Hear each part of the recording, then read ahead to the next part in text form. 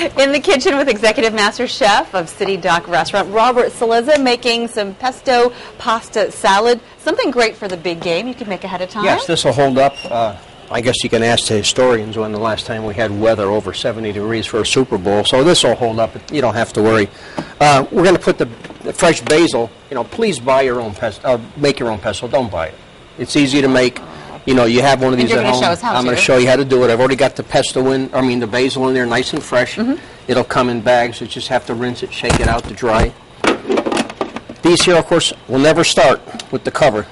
Has to be locked in place before it starts. It's a safety feature. Yeah. It's foolproof. And then you're going to pulse it just to get it where you can work with it. As you can see what's happening. Really fine? Well, as you can see the pesto over on the other side, that's how you want it to look. Yeah. And then I'm going to go ahead and I'm going to put some garlic in. Thanks, John. There it is. If you don't have any garlic, product. Then it's just not pesto. So wait, you've got all that garlic that you've got in there with the pesto that you've pulsed. Yep. I'm going to put some pine nuts in. Now the pine nuts, when you get them, toast them first. Don't put them in raw because it'll taste like you got cotton in your mouth after. That's crazy, but that's true. You wouldn't want that. Salt and pepper, and then pulse it again. That's it? Well, not yet. Not yet, okay. Then the Parmesan cheese will go in. And it's just your taste. The recipe on the website will show measurements. But after you say, I think it needs more of this, more of that. And then you get used to it. Maybe it's one of those things after you've made it a couple times, you realize what you like more of. Now the fun starts. We're going to put it on the full power. And we're going to emulsify it just by putting in the olive oil. Just like if you're making Italian dressing or something. Okay. The emulsification is happening now at a steady flow with, it's a big word. Yeah, it's a pretty good one. It's done. And it smells really good. And there's your pesto. And that was it. You made that in maybe a minute and a half. That's it. Now, what I want to show you after I go finish this over here for the salad, what you can do with that for at home. While everyone's at the game, you can just play around and do what else you want at home. Why waste all this nice pesto? That's right. Over here I got mayonnaise. I'm going to put that in the bowl first. Now this is continuing with the sauce for your pasta? Yes. Mayonnaise. How long will that last? Oh, this lasts for weeks. In the refrigerator, of course, okay? Then I'll put the pesto in. A lot of people don't put mayonnaise in it, but I do, and it tastes a lot better when you mix it up and you have like a salad dressing, Sun-dried tomatoes that I've already put in water and made soft because Carrie was telling me, don't you put water on? I put water this time now, so she's happy. Hey, you made some concessions. That's great. Yes. We're all learning from each other, right? Then we'll mix that up together.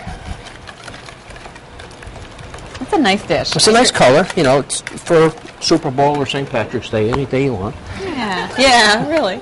Put the Parmesan cheese in. Can I help you out, Chef Robert? No, we're fine. We're doing. I know you can handle it all. Yep. You're afraid of what I might do. It's all right. So you've got the pasta that I know you've cooked ahead of time. I've already cooked ahead of time and just shocking it to loosen it up. Oh, that looks good. Really, really good. Chef Robert, we've run out of time, but I know you've got other stuff coming up for the next segment. And it's all ready. What will we be doing? We'll be doing the bruschetta with pesto, and then I'm going to make a pesto meal at night for pasta, hot pasta. So 2 more things that you're making. Yes. So this is dish number 1 all done. All ready to go. Ready for 2 and 3 coming up next. Okay. Thanks, Chef Robert.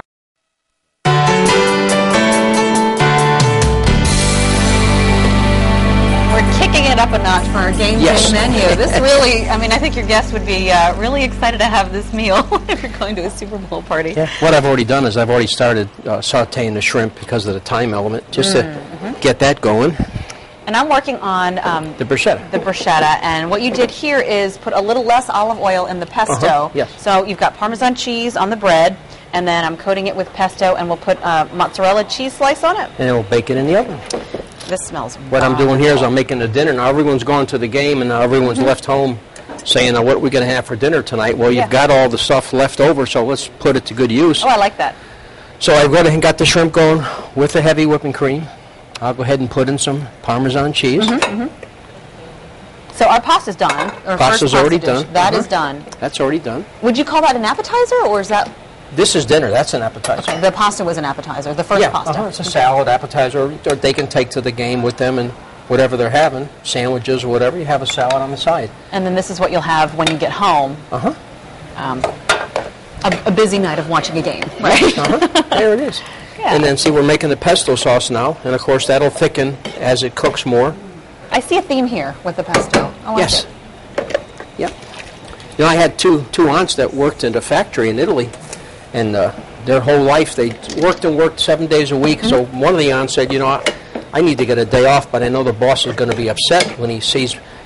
What should I do? She says, well, act crazy. Maybe he'll feel sorry and send you home. So she said, okay. So I'm going to be a light bulb. She says. So she got up in the rafters, hung up upside down, and started blinking, saying, I'm a light bulb. I'm a light bulb. The boss came and looked and saw her, and says, geez, you know, you need to go home. You know, I think you're stressed out. So he had two guys come over and says, how about helping the light bulb down and send her home? So she went home, and so my other aunt started packing her desk up. So the boss said, where are you going? She says, well, you don't expect me to work in the dark, do you? Oh, so ba-dum-bum. Yeah, bada-boom. Yeah. From Italy? Yes, yes. And see, this is going real nice. You know, when I was in school, when I came back from Italy and I went to school, I never got orientated on the market, the grading system. You mean with paying for grades and stuff like that? You know. Okay. So when I got D's and F's, I thought that was fine and dandy. I mean, no one ever told me. And then after 9 years sitting in the same seat, I finally asked the teacher, am I passing or what? So that was a story when you come from Italy. But you can see what's happening now. It's getting nice and thick. You're doing okay now, though. And you'd be surprised what you can do in a microwave. And here's the meal now. Now you have dinner. You've got bruschetta. That's great. And then you've got dinner while you're watching the game at home or just having a good time with your friends. I got to tell you, you are cooking your whole entire meal, and I'm not talking, and it still takes me the same amount of time. I can't figure that out. I'm a little in the weeds here, I think. But the mozzarella goes there. How long does this go in the oven? Just till the mozzarella melts, and that's it. All right, I'm going to be working while we chat with Carrie right now.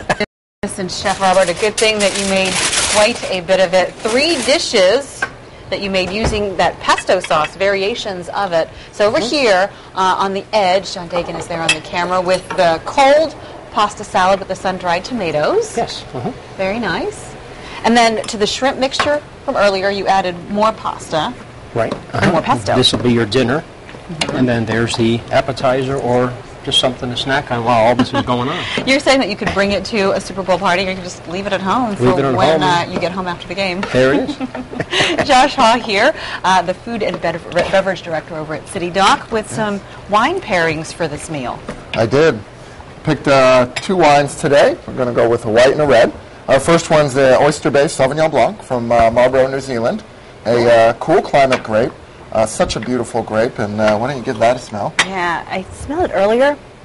Very fruity. It is. Right? Fruity. It's got some pineapple, kiwi in there, citrus, Smells at least good. some of those are the aromas I get. Typically, you can also find maybe some fresh cut grass aroma in there, believe it or not. Maybe some gooseberry and sometimes even jalapeno. So I would think the pesto is kind of what you're fighting against or working with, I guess. It does. Well, the Sauvignon Blanc's got such great acidity, which makes it a great food wine to begin with, but it also cuts through that creaminess of the Chef's dish here. So, yum, yum, yum. And the best thing about it is the screw top.